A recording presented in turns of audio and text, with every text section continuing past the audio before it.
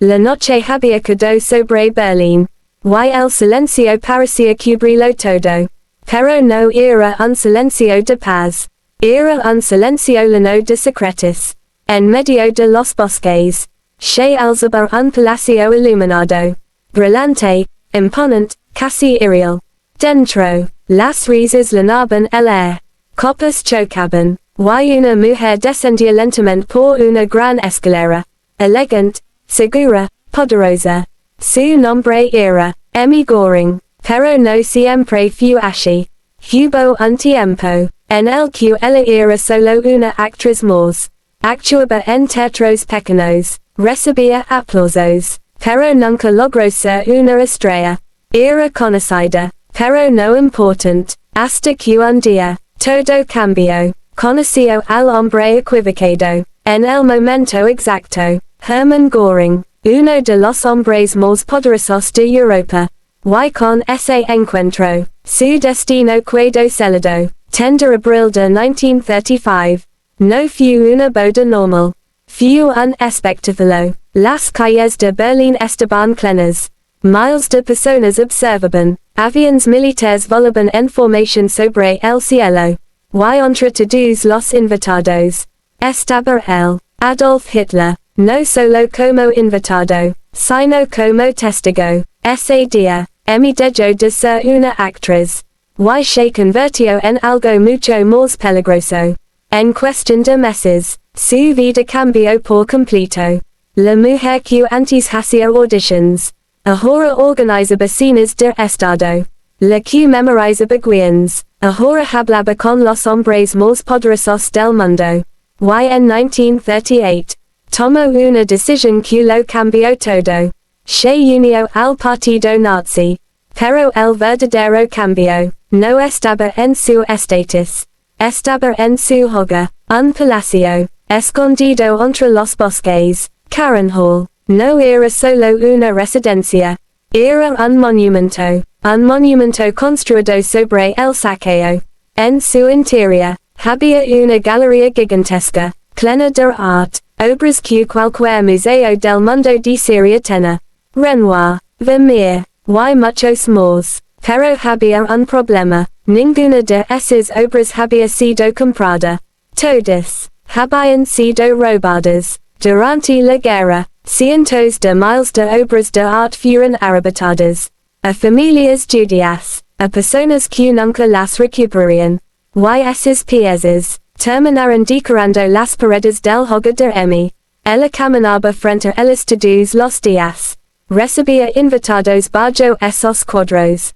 Posaba para fotografías. Rodeada de belleza robada. Y nunca preguntó nada. Su armario era un más impresionante. Vestidos de seda, pieles, joyas, zapatos. Más lujo del que cualquier mujer en Europa podría imaginar.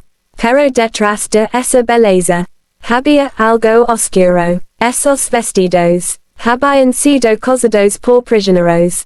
Personas obligadas a trabajar, en condiciones inhumanas. Y sus joyas, provenían de víctimas, de vidas que ya no existían. Cada objeto que poseía, tenía una historia de pérdida, de sufrimiento, de silencio. Pero cuando más tarde le preguntaron, ella dijo algo sorprendente. Dijo que no sabía nada. Es posible, se puede vivir rodeado de tanto horror. Y no das cuenta, o simplemente, es más fácil no mirar. Porque veces, no ver, también es una decisión. Y mientras el mundo comenzaba a caer en la oscuridad, la vida de Emmy alcanzaba su punto más alto. Poder, riqueza, estatus, lo tenía todo, pero no sabía que todo estaba a punto de terminar. Anno 1945. El Tercer Reich se estaba desmoronando. Las tropas soviéticas avanzaban desde el este. Los aliados desde el oeste. Y Berlín ya no era un símbolo de poder. Era una ciudad condenada. En medio de ese caos, Hermann Göring tomó una decisión. Envió un mensaje a Hitler. No era una carta cualquiera. Era una pregunta peligrosa. Korea saber si podia tomar el control del Reich. Si Hitler ya no podia liderar. Pero Hitler no lo vio como lealtad. Lo vio como traición. Su respuesta fue inmediata, fría, brutal. Le quitó todo. Su poder, sus títulos, su lugar en el partido. Y luego, dio una orden que lo cambió todo. Ejecutar a Hermann Göring, a Emmy, y a su hija, en un instante. La familia que vivía como realeza. Se convirtió en objetivo de muerte. Soldados de las SS fueron enviados. Para cumplir la orden. Imagina ese momento. Un palacio en silencio. Una madre abrazando a su hija. Esperando el final. Sin saber cuándo llegaría. Pero el destino. Tenía otros planes. Antes de que las SS pudieran encontrarlos. Los aliados llegaron primero. Y así. La mujer que había vivido rodeada de poder. Terminó como prisionera. Su esposo. No tuvo la misma suerte. En el juicio de Nuremberg. Hermann Göring fue condenado a muerte.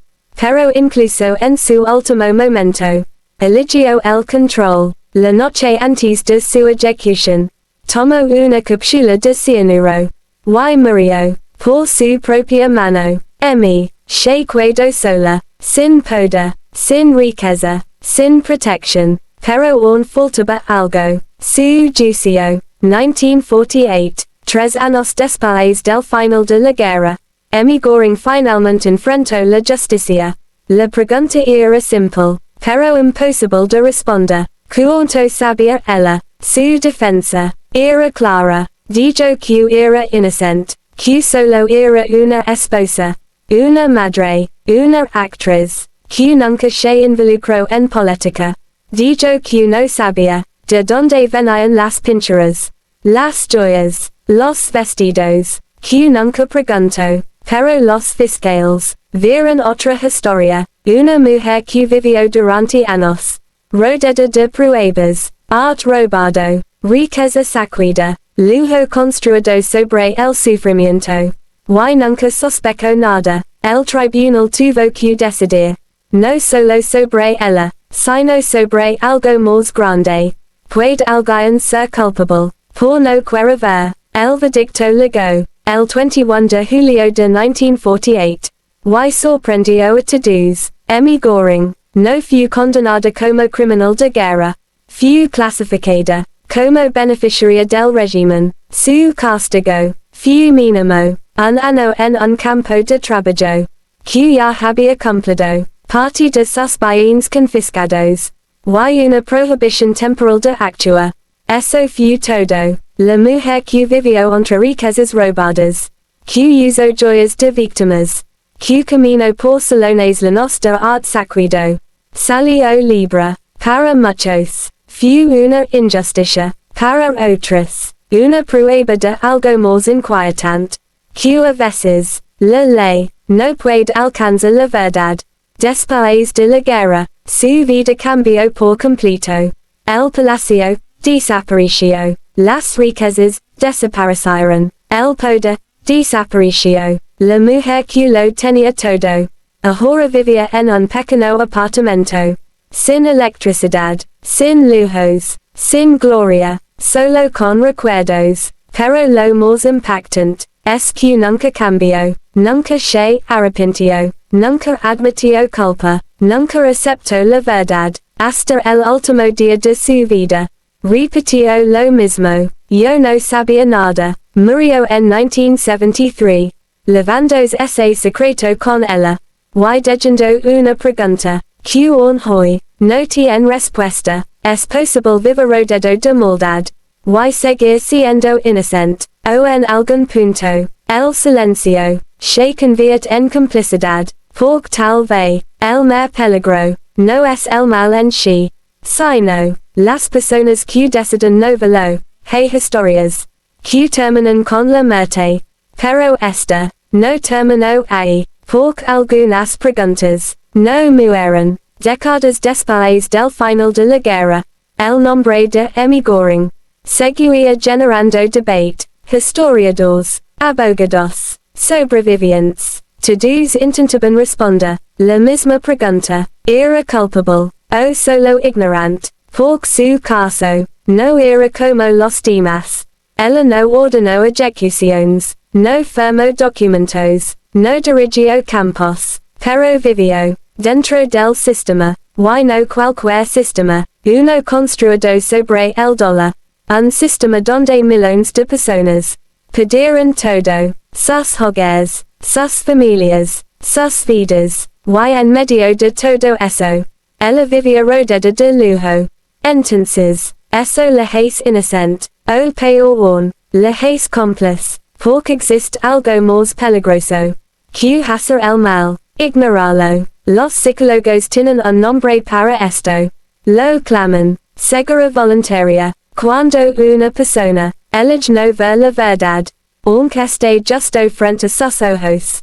No porque no puede verla, sino porque no quiere, porque verla, lo cambiaría todo, significaría aceptar que tu vida está construida sobre el sufrimiento de otros. Y eso, no todos pueden soportarlo, pero aquí está el problema. Cuando decides no ver, también decides no actuar, y cuando no actúas, permites que las cosas continúen. Eso es lo que hace. El caso de Emmy tan inquietante, porque no es solo historia, es un espejo que nos obliga a preguntarnos, si nosotros hubiéramos estado ahí, habríamos sido diferentes, habríamos hecho preguntas, o habríamos disfrutado del lujo, sin mirar demasiado de cerca, porque la verdad incómoda es esta, la mayoría de las personas, no se ven a sí mismas como villanos, se ven como víctimas, o como observadores, o como personas normales, exactamente como Emmy. Ella nunca dijo, yo elegí el mal, dijo, yo no sabía, y tal vez, eso es lo más aterrador de todo, porque significa, que el mal no siempre llega, con odio y violencia, a veces, llega en silencio, en decisiones pequeñas, en momentos donde eliges, no pregunta, no mira, no incomodarte, y poco a poco, sin darte cuenta, te conviertes en parte de algo, que nunca elegiste conscientemente, pero que ayudas a sostener. Emmy Göring murió, creyendo en su inocencia, pero la historia, aún no ha decidido, y tal vez nunca lo hará, porque su historia, no tiene una respuesta clara, solo una pregunta, ¿hasta qué punto, el silencio, se convierte en culpa? Y tú, si estuvieras en su lugar, realmente habrías visto la verdad, o habrías hecho lo mismo.